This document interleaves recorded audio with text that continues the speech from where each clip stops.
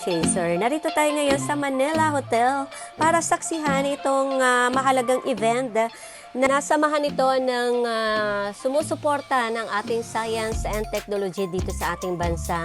Ika-72 annual convention na ito sa loob ng 50 taon kaya naging matagumpay at patuloy ang samahan ng PhilAAST. Sa kanilang tema ngayong 2023 ay National Wealth Creation and Sustainable Development through Science, Technology, and Innovation.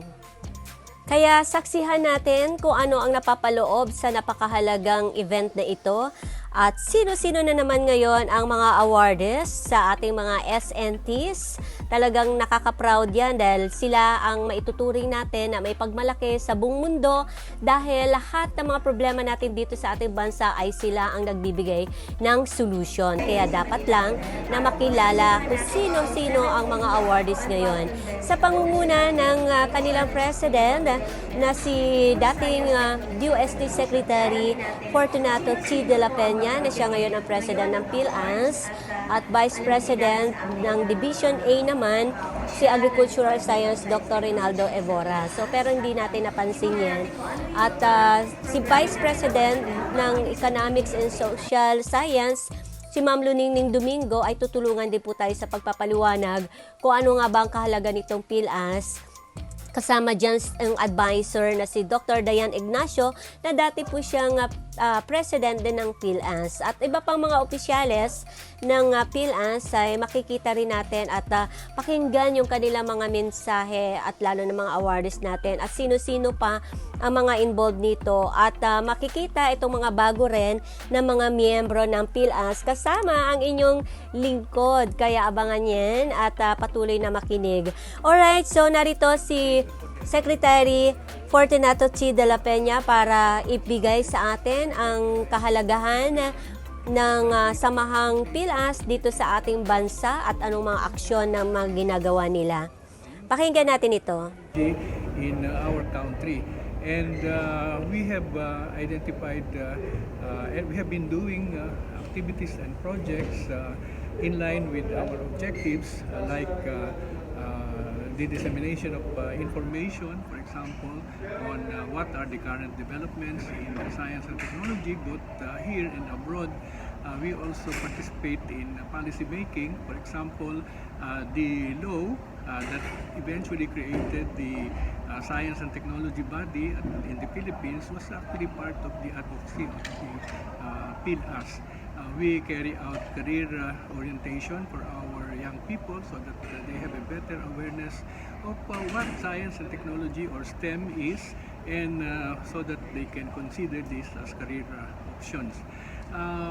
More recently, we have expanded our awards and recognition system.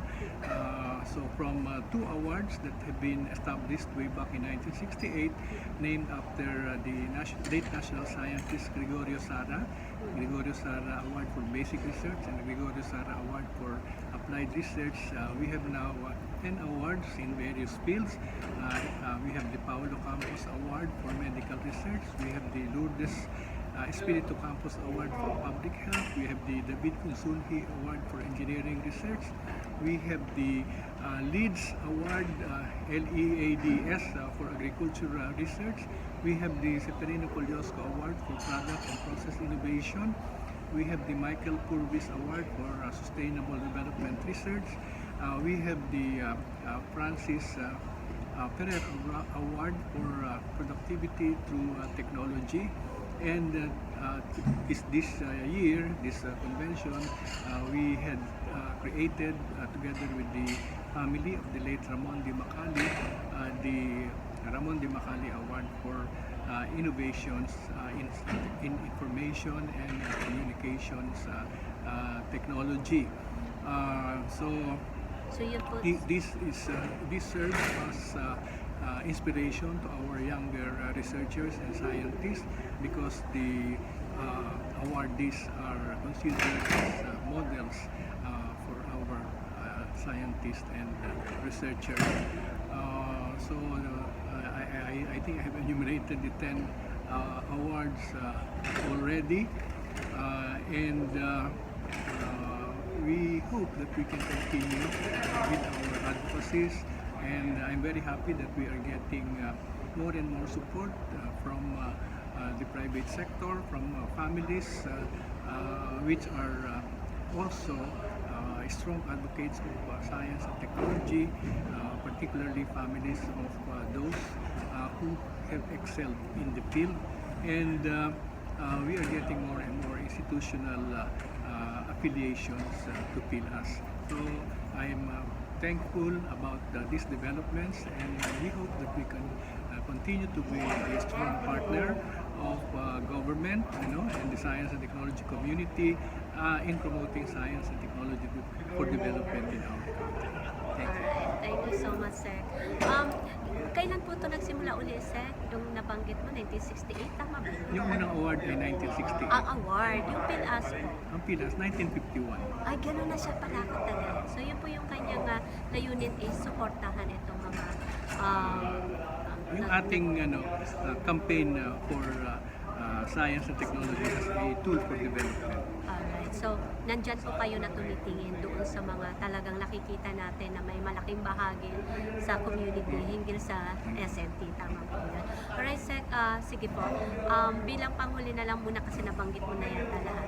Is ano pa po yung dapat nila na maaasahan sa PhilAAST? And kayo po ang president ngayon.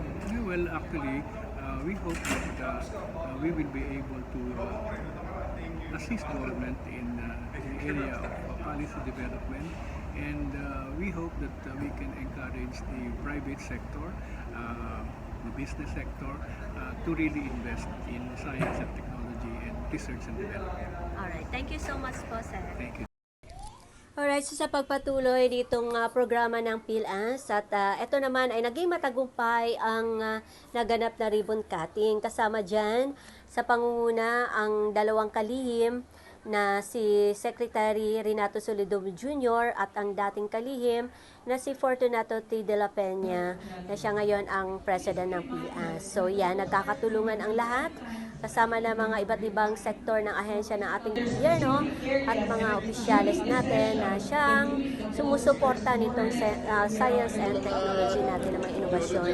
At ang lahat ng mga nasa posters ay talagang kinikilala natin yan na may malaking bahagi dito sa ating bansa na nagbigay ng mga solusyon doon sa mga kailanganin pa na mapunduhan at magkatotoo at ito'y magamit sa pang-araw-araw na ating pamumuhay. At ganun pa man ay welcome ang lahat ng mga investors at mga iba pang private sector na gustong mag-adapt or makipag-partner para dito sa mga makabagong inobasyon ng ating bansa. Na kung saan ay patuloy pa rin ang pag-aaral, tuloy-tuloy ang pagbabago, kaya naman tuloy-tuloy pa rin yung pagsuporta ng PhilAAST hinggil dito sa ating mga inobasyon. Alright, so panoorin ang buong detalye.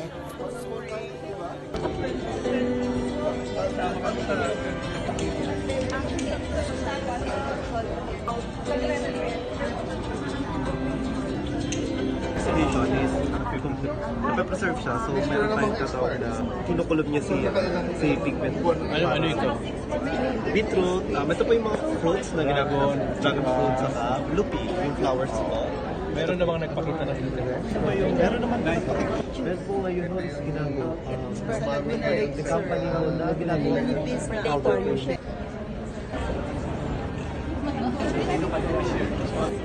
We are trying to establish a neutron facility that we can use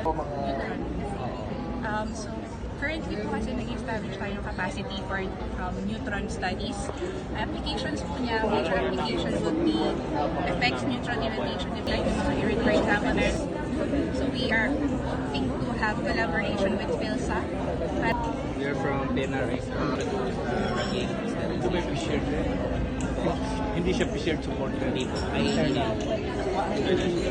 For those yung who sila, submitted any copies, Walter Brown. but Yes. did Involved ka na ba print doon? a hard copy Hindi pa po. will not be considered as ini-increase pa lang po always. namin yung So, awareness ng mga nakakarinig ko local sa'yo, manufacturers swerte kayo. Because we will na want to magkakaroon din Philippines ng to capacity. Sterilization is one step. So you just sterilize it using radiation and then after that, walang chemical residue, walang anong temperature, MX chemistry. BFM ka rin. Yes po. Thank you, sir. Alright, so habang abala ang dalawang secretaries natin sa pag-ikot nito sa ating mga posters, ay marami pa rin talagang nasasabi kay Secretary Fortunato de la Peña. Ayan yung ating kasama na media, si Nora, at yung iba pang mga nasa government officials natin o mga empleyado at ang private sector. Alright, so tuloy-tuloy lamang sa pagkukuha ng kaalaman para sa naghanap ng programang ito. At ang mga awardees, abangan pa rin sila at ang iba pang mga mensahe ng mga ating government official at si Secretary Fortunato de la Peña rin at siyempre yung Secretary Renato Solidum ay magbibigay din ng pahayag. Sa Taiwan kasi, biling mabili yung mga video. Ano? MSU, IIT. Yes po. So it's actually, sir, basically we empower here farmers po talaga. Ano? Farmers. Kasi po, di ba, yung waste material nila, which is yung Pinaka-ipa. yes po. And then we're in fact, Ano potential use? for thermal so Lumulutang. opo, lumulutang po siya sa tubig. So itong 100% po ito, ang ano po nito, For insulation. for insulation po talaga. Oo. So currently po meron po kami din na dinidevelop na amorphosilicate na coating, which is at ano po namin, hinahanapan namin ng paraan para mag-coat po talaga siya and wala lang po. Pwede na siyang bangka. Opo.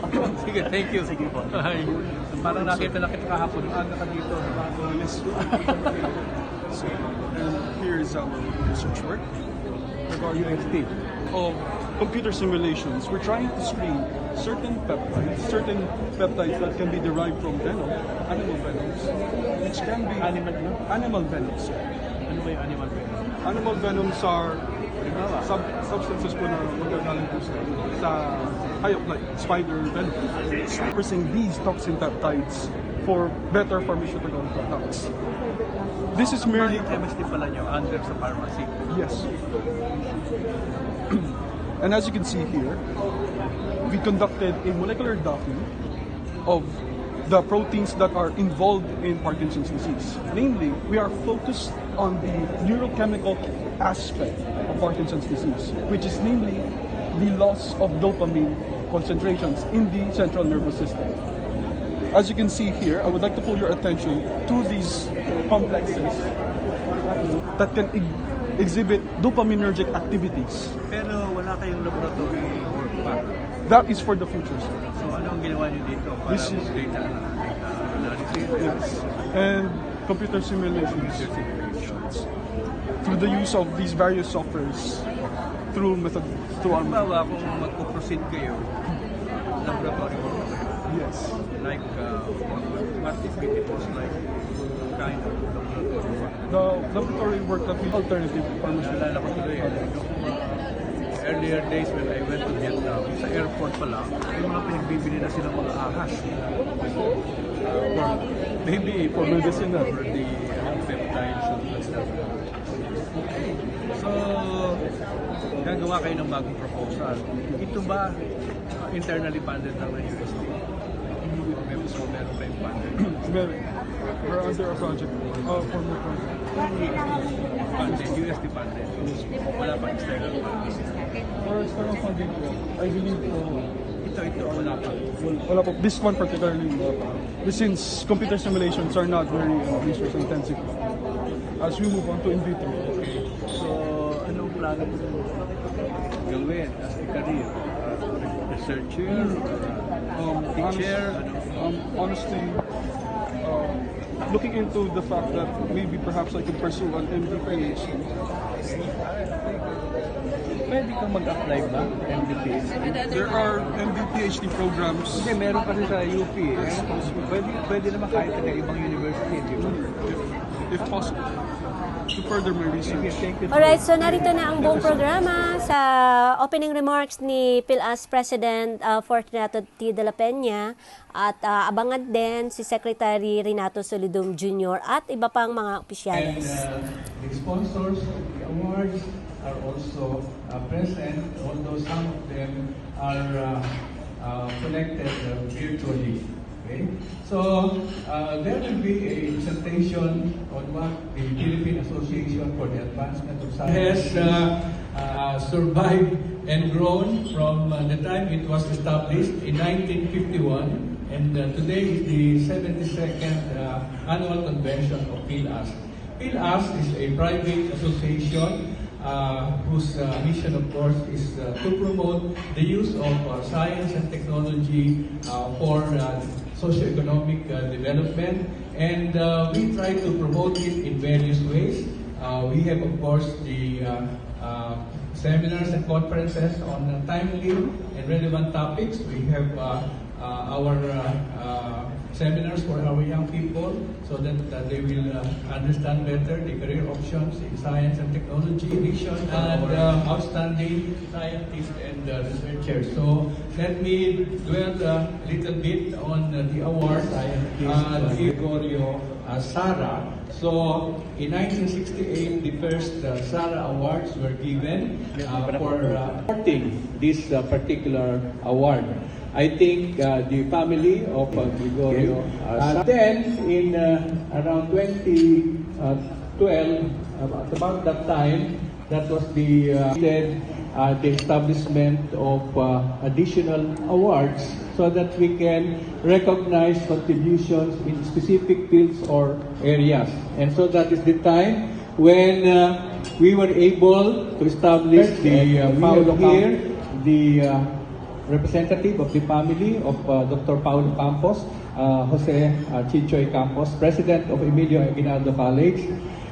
Later on, actually when Campos passed away, Dr. Lourdes Espiritu Campos, the family also sponsored the Lourdes Campos Award for Public Health because he is one of the pioneers in this area, which you will see later. Then, the award for engineering research. May I know if there is a representative from the Consulti? There, are you Chin? Chin Consulti is already a granddaughter of the late David M. Consulti, who is an icon in the field of engineering, where I belong. So, we, of course, understand or recognize the contributions of D.M. Consulti, not only in the area of construction, but in various sectors of industry up to now. In fact, the sponsor of the award is the DMCI Corporation. Okay. Then we also, so that would be 5 already. We established with the help of where is Dr. Kulaba here? I think he's there. Dr. Kulaba from De La Salle University initiated the establishment of the Michael Purvis Award. Michael is actually a professor at the UK. He obtained all his degrees from the University of Leeds and worked in the area of sustainable development. You know? And in the Philippines and the other neighboring countries, he spent a lot of time giving training and in capacity building in this particular area of sustainability, sustainable development research, particularly in the area of clean energy. Okay, so Dr. Purvis also taught for a number of years at De La Salle University, and so we established together with the family, who is also connected online through Professor Emeritus Catherine Purvis, the Michael Purvis Award for Sustainability Research. So that would be 6. Then for this. Then we established the Severino-Poliosco Award for product and process innovation. And we are of course thankful to the family of our former Secretary Severino Poliosco, now represented by his son, Joe Poliosco. And we have been awarding this for a number of years after Secretary Poliosco passed away. And we also established an award, okay, in the area of productivity through technology. And this is actually sponsored by... This is the first time that we will have an awardee on productivity through technology. Unfortunately, the awardee is the person whose brother passed away last 2 days ago, and we will have a special ceremony for him. Now, did I forget any award? I think I forgotten one more.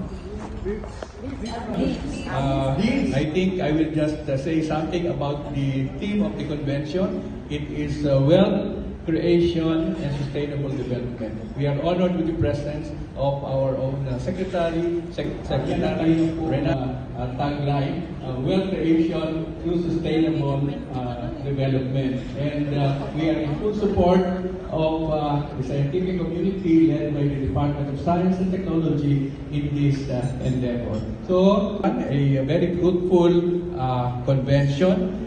For those who will be staying for the whole day, there will be a lot of surprises for you. Thank you very much. Today's challenges regarding wealth creation and sustainable development. Today, we stand at a precipice of a transformative era where science illuminating the pathways towards sustainable solutions. Many nations around the globe commit to ensuring the peace and liberty, allowing financial independence and the capacity to achieve our goals and aspirations. According to Conti et al., national wealth takes on a much broader definition than social capital and produce assets like machineries, equipment, buildings, and urban land.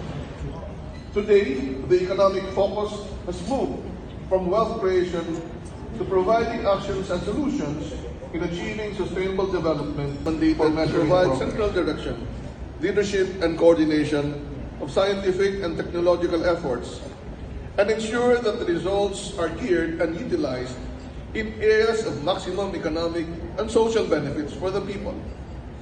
Within the bounds of its mandate and activities, the DOST support develop science-based solutions that will address the needs of Filipinos. The DOST strategic thrusts, aptly called the DOST 4 pillars, orchestrate the interrelationship of processes involving knowledge production and generation through research and development, technology transfer, commercialization, adoption and utilization of technical services to target beneficiaries and stakeholders. These efforts all intend to invigorate the country's and quality education. It builds a strong cadre of human resources, physical infrastructure, and programs that will steer science technology for every Filipino. In fact, that is the most important. The second wish of most Filipino creation is to have enough. The DOST promotes the use of science and technology to create value-added products, services, and other solutions that are competitive in the global economy. Workforce creativity and productivity, continuous product improvement, and increased market value innovation. We not only think of the technology perspective during our proposal making or ideation stage, we must include the market perspective always so that the products that we develop are globally competitive and will be sold in the market and people will buy it. If our product is a mechanism so that 80% of the population of the world is represented equally. At the Department of Science and Technology, and I'm very glad when I heard several heads of state emphasize their wishes for the country, I found out that we are already in that direction through our strategic pillars. Through the promotion of human well-being, wealth creation, but to protect the wealth that we create is important because we're prone to many natural hazards and, of course, sustainable development. At the Department of Science and Technology, we have various programs that promote technology transfer, commercialization, adoption, and utilization of science, technology, and innovation to accelerate progress and promote sustainable development. We have set up technology business incubation to facilitate the acceleration and establishment of technology-based startups through the provision of business and mentoring support. We also have the startup grants that initiate and overcome the roadblocks using prototype improvement, the conduct of feasibility studies, development of product specifications, to strengthen their intellectual property through protection and development of the appropriate part of electoral science and technology program to empower geographically isolated and disadvantaged areas through S&E interventions on 5 entry points, one of which is on enterprise development or livelihood, but would include health and nutrition, environmental protection and conservation, human resource development, and disaster risk reduction and management, and climate change adaptation. We also have innovations for Filipinos working distantly from the Philippines, or I-Forward Philippine program, which is continuously providing assistance by conducting training, technical advisory, consultancy services, and funding assistance to returning overseas Filipino workers and their families. Cities and municipalities can also avail our innovation science and technology for accelerating regional technology-based development program. The program continuously gives support to the development of local science and technology program to empower geographically isolated and disadvantaged areas through S&E interventions on 5 entry points, one of which is on enterprise development or livelihood, but would include health and nutrition, environmental protection and conservation, human resource development, and disaster risk reduction and management, and climate change adaptation. We also have innovations for Filipinos working distantly from the Philippines, or I-Forward Philippine program, which is continuously providing assistance by conducting training, technical advisory, consultancy services, and funding assistance to returning overseas Filipino workers and their families.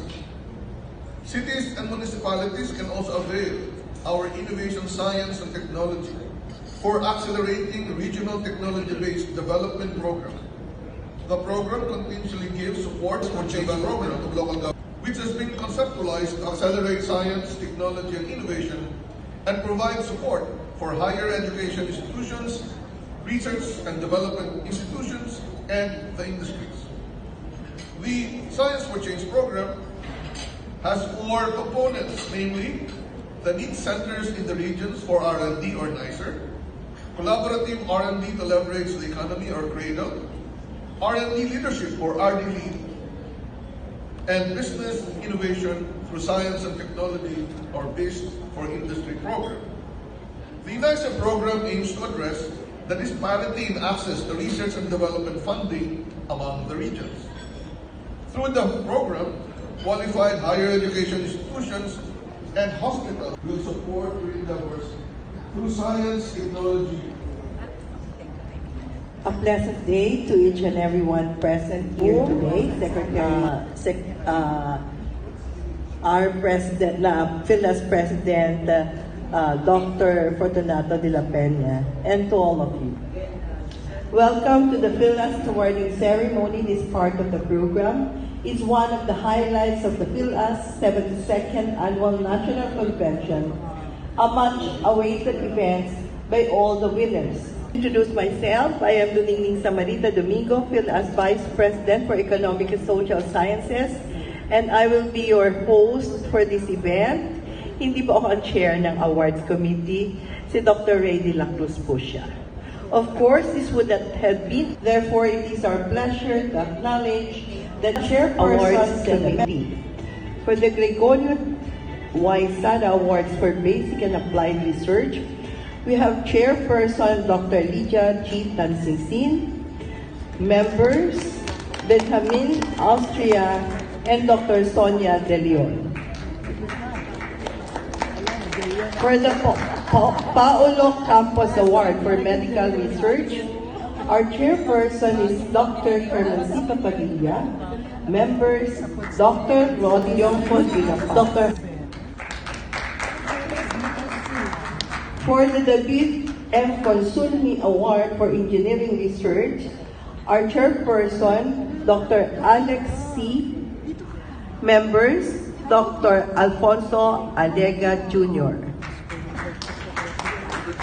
For the Leeds Agri Award for Agricultural Research, our chairperson is Dr. Reynaldo Ebola. Members, Dr. Reynaldo de la... For the Mike Purvis Award for Sustainable Research, our chairperson is members Emeritus Professor Alvin Purvis, members Emeritus Professor Purvis, Dr. Lourdes J. Cruz, Dr. Raymond Tan. For the Severino Poliosco Award for Product and Process members are Ms. Maret Poliosco Bautista and Dr. Enrico Fine Research. Science Research. The Gregorio Y. Zara Awards for Basic Science Research and for Applied Science Research were established by the Zara family and PhilAAST in 1916. Honor one of the most outstanding national scientists of the Philippines, and served as inspiration for Filipino scientists and researchers. Today, 70 Filipino scientists or researchers have been honored through the Gregorio Y. Zara Awards. As an administrator, mentor, inventor, and engineer, he has always set the pace. Foremost among his contributions include the 3D telecom system, the wooden microscope, the semi-automatic propeller making machine, and an air-traffic propeller that is entirely made of wood. He designed the solar absorber and an airplane fueled by optical. Dr. Zara has been ahead of his time. This quality was underscored by his pioneering research on solar energy source at a time when there was no energy crisis. Dr. Zara carefully graduated a degree of BS in Mechanical Engineering at the Massachusetts Institute of Technology in 1926. In 1927, he obtained a Master of Science in Engineering at the University of Michigan, graduating summa cum laude.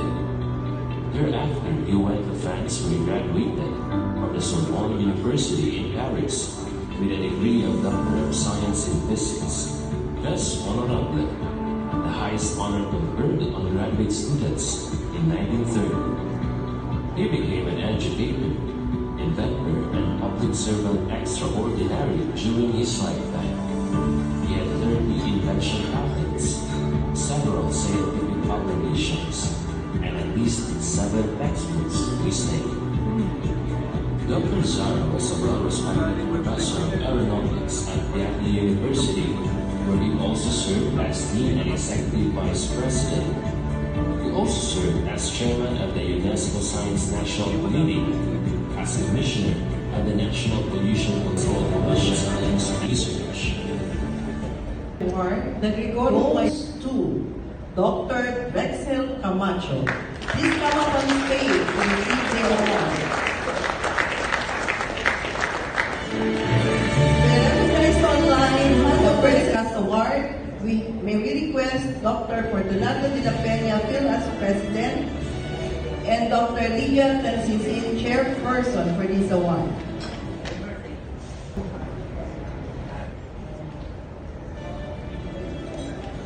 The award is given to Dr. Camacho for his significant and diverse studies on nanomaterial practical application. Thank you.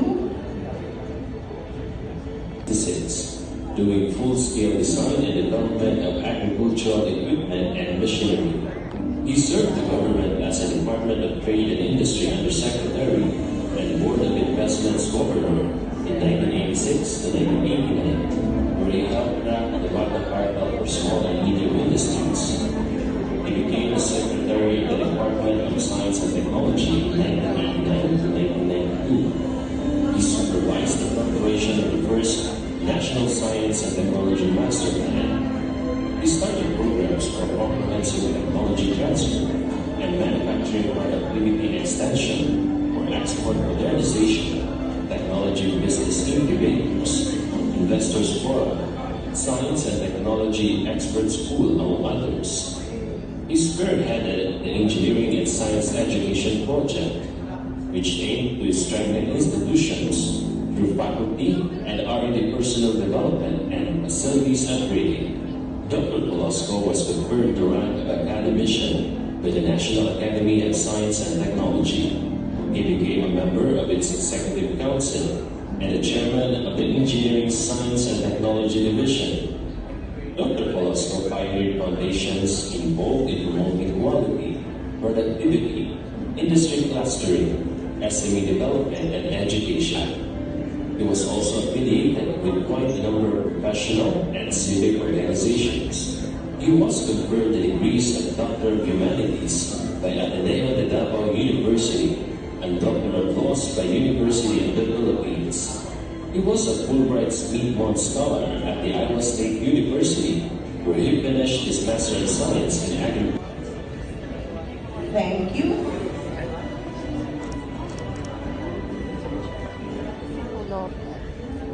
PhilAAST and the campus family led by his wife, Dr. Lourdes Campos, served as a medium for the recognition of outstanding medical researchers who have devoted their professional careers in the service of the country. Dr. Campos himself devoted his life to push the development of science and colleges. He also led the establishment of the Aguinaldo College of Medicine in Dasmariñas, Cavite, which later became the Nelson University.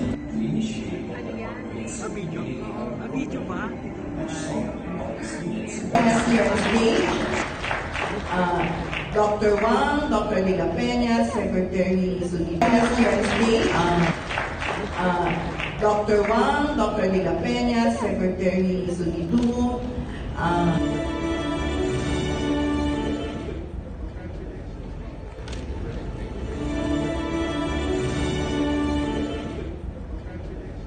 Life and life, saving surgery in the country, and for leading a much-needed biomedical device and biotechnology innovation program based on the principle of inter- and transdisciplinary collaboration as a response to the COVID pandemic. May we request thank you, Dr. Wang. Dr. Maria Lourdes Consolacion Espiritu Campos was born in 1921, the only daughter of Jose Espiritu, a lawyer later to be dean of the UP College of Law, and Rosario Rodriguez Espiritu. The younger was a medical microbiology. She was later appointed as chairman of the Department of Microbiology in the field of public health. Given to Dr. Beva for her dedicated service research and advocacy, continued guidance in curbing COVID-19, and for her leadership in the field of infectious diseases and clinical epidemiology toward alleviating their devastating effects on the Filipino PPG. Congratulations, Dr. Lee. May I call on Ms. Christine Consulni. This award for sustainability research. An energy engineer who pioneered the dumpster. Dr. Rene Santiago for exceptional contribution to the livestock sector, especially in documenting the Philippine native animal production, establishing native breeder farms, and championing equine development, thus promoting breed preservation, productivity, commercial viability, and sustainability. That Dr. Fortunato cannot join us today because of his brother's passing. Nonetheless, our technical team has prepared an AB. If you want to join, solo-solo na daw. Amount na daw po. Gregorio Sara, part to continue contributing to the advancement and implementation of science and technology. And I think regardless of what field Advancement of Science and Technology, the PhilAAST Ramon Y. Macali Award for Outstanding Innovations in Information and Communications Technology, given this 22nd day of September 2023 at the Manila Hotel, City of Manila, Philippines. I signed it and I'm very honored because magkabatch kami ni Ramon Y. Macali sa College of Engineering. congratulations po.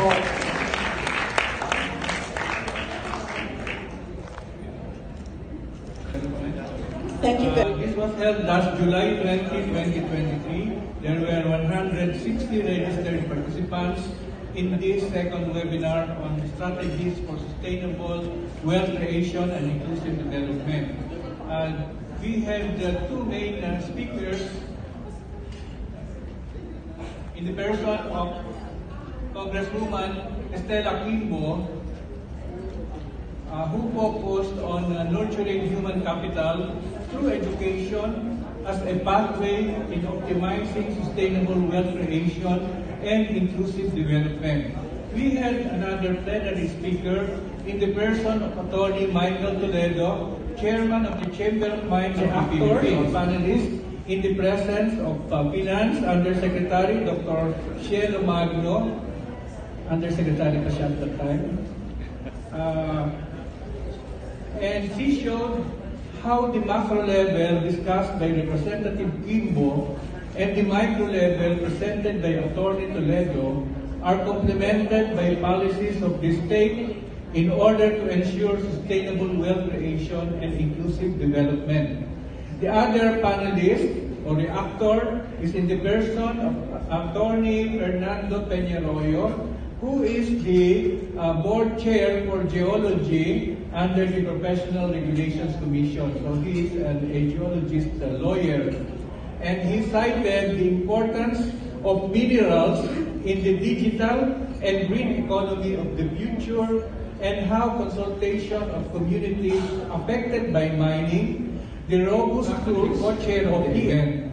Dr. Reynaldo de la Cruz, also co-chair of the event, gave the synthesis at that time of the proceedings of the second webinar. So we had two speakers, one talking about human resource development as to support wealth creation and inclusive development, and Michael Toledo, who spoke regarding the mining industry and how it can be, shall we say, it can contribute to our sustainable development efforts. Thank you very much. That's the summary of webinar number 2.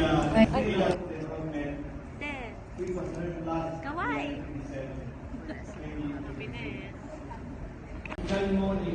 Economies of scale is still important. How do we address these concerns? Well, number one, the children of farmers who are better educated are avoiding becoming farmers. Secondly, the land reform strategy that we have is parang an antithesis for economies of scale. And third, our land use planning is still hanging. We do not have a land use law, and everything depends on the local government for the land use plans. But I think that is not enough. Thank you. Thank you, sir. I'm afraid you listen too much. Now I have to write an entire book to be able to answer your questions. But let me address what I can remember about farmers not wanting to farm. What I see actually is very encouraging. The educated is going into farming. I don't know if you see that. They start with, agritourism. They set up some kind of a model farm and they open it to the public to inspire people to go into farming. These are not, uneducated people. Usually these are, retirees, not even retirees. They are so tired, frustrated about city life. So they decided, okay, I don't like to sit in an air-conditioned room forever. I want to go breathe fresh air and go to the farms. Meron mga ganito. And I think their tribe is increasing. That gives me hope. So, yung kanilang agritourism, nag-i-evolve yan eh. The next step is nagiging teaching farm na credit ng Agricultural Training Institute. So now they have become farm schools. And as a farm school, they inspire and teach. Initially, ang pumupunta ron, yung equally well-educated, no? Mga middle-class people. My hope is in the middle class, going into farming. And then yung mga ayaw nang mag-farming, na mga anak ng farmers, okay lang yun. They become the new middle class. By going to the cities, di magpalit sila yung mga pagod na sa city, pupunta sa farm, at yun ang mga pagod na sa farm, pupunta sa city. Huwag na natin pilitin yun, kasi talaga namang mahirap mag-farm. But if the middle class goes into it, they have the capital, they have, kahit matalo yan the first few years, kasi maraming risk na farming eh. Kung medyo maiksi ang iyong bulsa, ma-frustrate ka. I understand why a lot of farmers would like to leave the farm. Pero itong middle class, they have the drive. I think they have the love for country, and they can take risks. I have good hope that the rise of farming in this country will come from the middle class, not from the low. Is there anything else, sir, that you wish I kept? Lost count of what you wanted me to tackle. Land use, land reform. Academician Ross. May I request our President de la PEñA. So,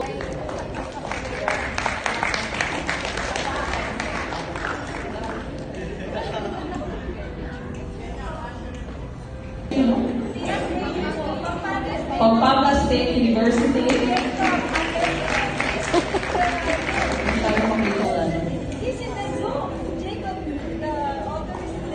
Okay, the author is in the Zoom, so congratulations, Jacob.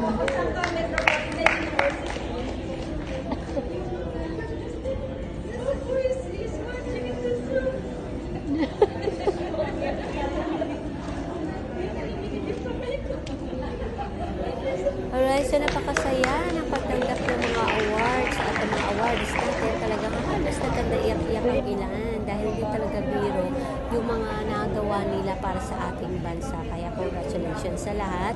At kasalukuyan, maraming naman ang member din ng PhilAAST kasama ang likod at ang team ko ng SciTech, sila Joel Adriano bilang treasurer at si Noli Liwanag ang aming president. At ang iba pang mga media ay naging member na rin ng PhilAAST at ang iba pang mga organization na sumusuporta sa SNT. Alright, so dito nagtatapos ang special coverage natin ng ika-72 Annual Convention sa temang National Wealth Creation and Sustainable Development through Science, Technology, and Innovation. Alright, so sa sunod na taon ay abangan naman natin sa 2024 ang Annual Convention ng Philippine Association for the Advancement of Science and Technology. Mula dito sa Manila Hotel, ang inyong lingkod, Biz Horizon Chaser. Happy morning. I love you all.